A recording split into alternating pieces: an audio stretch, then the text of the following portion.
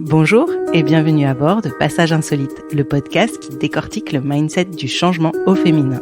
Je suis Bénédicte, coach certifiée de la Life Coach School, psychologue et entrepreneur. J'ai été aussi cette fille qui cherche le bouton pause de son cerveau depuis des années. Et je suis ravie de te dire que c'est en arrêtant de le chercher que j'ai fini par me trouver moi. Dans cette deuxième saison, je partage avec toi tout ce qui m'a guidée à moi et à plus de sérénité. Mes connaissances en psycho, les outils d'organisation de ma vie d'entrepreneur, mes astuces de coach, etc., etc.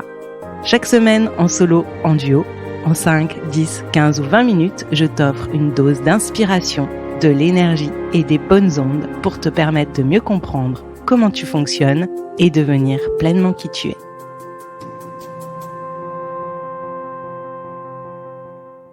Hello, passagères et passagers, et bienvenue dans ce nouvel épisode.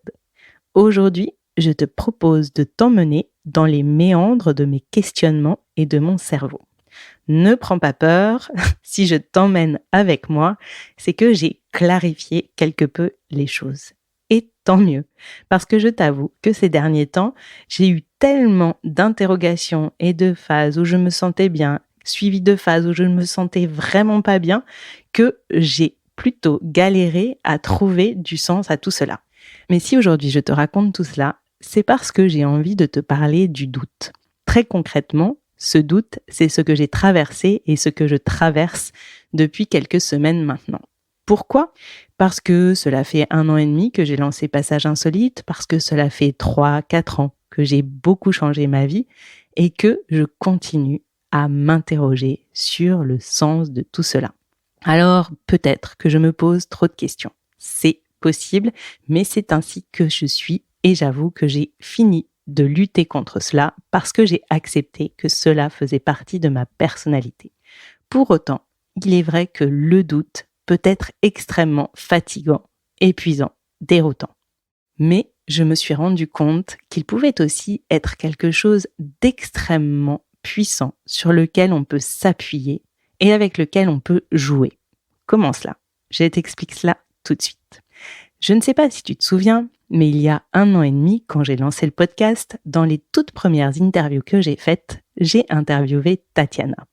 Tatiana a à un moment prononcé cette phrase « Le doute, c'est bon ». À ce moment-là, intellectuellement, je comprenais exactement ce que voulait dire Tatiana. Et je me rends compte, en la connaissant mieux, à quel point elle utilise et réutilise le doute pour avancer dans sa vie. À quel point, en fait, elle le prend comme des cailloux au milieu de la rivière sur lesquels elle arrive à sauter et à travers lesquels elle arrive à passer de l'autre côté de la rive. Et je trouve que c'est épatant de regarder comment Tatiana se débat avec ses doutes et comment elle arrive à les dépasser pour aller toujours plus loin. De mon côté, je suis admirative, mais je t'avoue que de temps en temps, je me sens beaucoup plus perdue.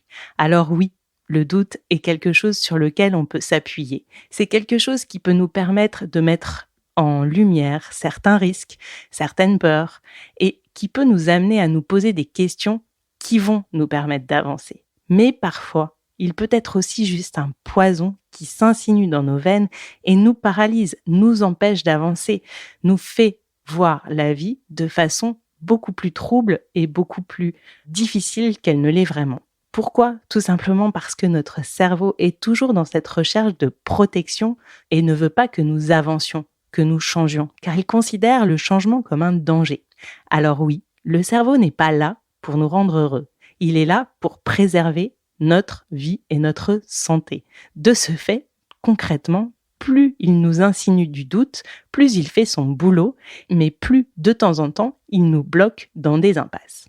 Hier, alors que j'étais sur la plage et que je ne parvenais pas à profiter d'un moment où le soleil était juste magnifique et les lumières à couper le souffle, je me suis fatiguée moi-même et j'ai lutté contre ce sentiment. Et je me suis dit, mais pourquoi je n'y arrive pas ?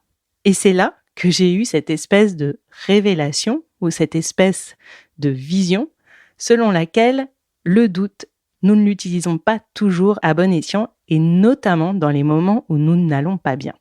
Dans ces moments, finalement, nous laissons peu de place au doute. Nous lui laissons la place de continuer à nous inquiéter, mais finalement, nous ne doutons pas vraiment du fait que les choses soient compliquées, difficiles, pénibles, extrêmement douloureuses, etc. Non, dans ces moments-là, quand ça ne va pas, nous prenons les choses pour argent comptant et nous ne cherchons pas à remettre en cause ce que nous propose notre cerveau.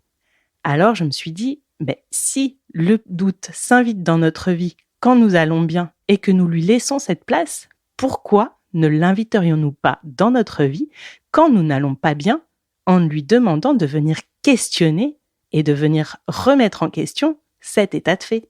Eh bien oui, il ne peut pas que casser le positif, il peut aussi venir casser le négatif.